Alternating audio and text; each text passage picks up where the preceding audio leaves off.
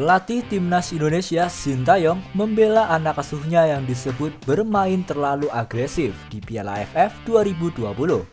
Terkini, Timnas Indonesia menyelesaikan pertandingan leg pertama semifinal Piala AFF 2020 kontra Singapura pada Rabu 22 Desember 2021 malam WIB.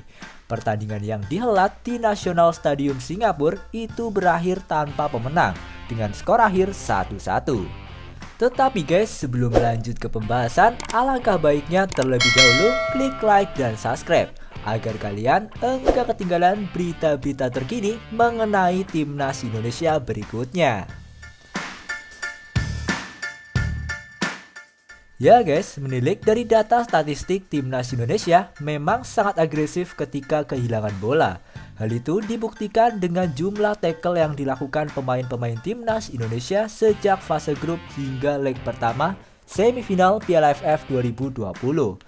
Dikutip dari situs AFF, Timnas Indonesia tercatat sudah melepaskan total 87 tackle dari 5 pertandingan Piala AFF 2020 sejak fase grup.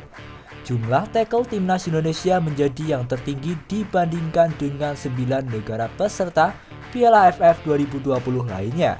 Sepanjang fase grup, para pemain Garuda juga mengoleksi 9 kartu kuning, terbanyak dari semua kontestan lain.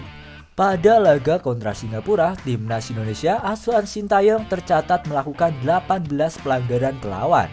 Salah satu pelanggaran Timnas Indonesia yang kini menjadi sorotan adalah upaya Pratama Arhan merebut bola dari kaki gelandang Singapura, Song Yong-yong, pada pertengahan babak kedua. Pratama Arhan yang kalah cepat saat itu memilih melompat dan menabrakkan badan ke arah Song Yong-yong. Dalam tayangan ulang, kaki Pratama Arhan terlihat nyaris menghantam wajah Song Yong-yong. Beruntung bagi Pratama Arhan karena wasit hanya memberikan hukuman kartu kuning meskipun pelanggaran yang dia lakukan cukup keras. Beberapa media Vietnam seperti Bongda dan Soha menilai Pratama Arhan seharusnya diganjar kartu merah atas pelanggaran terhadap Song Yong-yong. Seusai laga melawan Singapura, Sintayong sempat mendapatkan pertanyaan soal agresivitas. Seusai laga melawan Singapura, Sintayong sempat mendapatkan pertanyaan soal agresivitas Timnas Indonesia ketika kehilangan bola.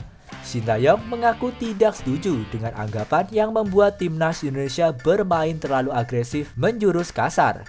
Menurut Sintayong, kontak fisik antara pemain di lapangan adalah sesuatu yang normal dalam sepak bola modern.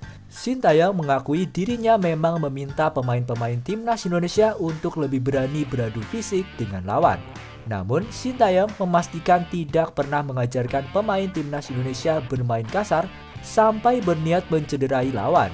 Sintayong juga menyoroti stamina pemain Timnas Indonesia pada laga melawan Singapura.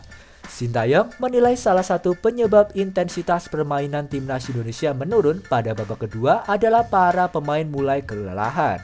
Timnas Indonesia dijadwalkan kembali menghadapi Singapura pada leg kedua semifinal Piala AFF 2020, Sabtu 25 Desember 2021. Pertemuan kedua Timnas Indonesia versus Singapura nanti diprediksi akan berjalan lebih terbuka karena semifinal Piala AFF 2020 tidak menggunakan aturan agresivitas gol tandang.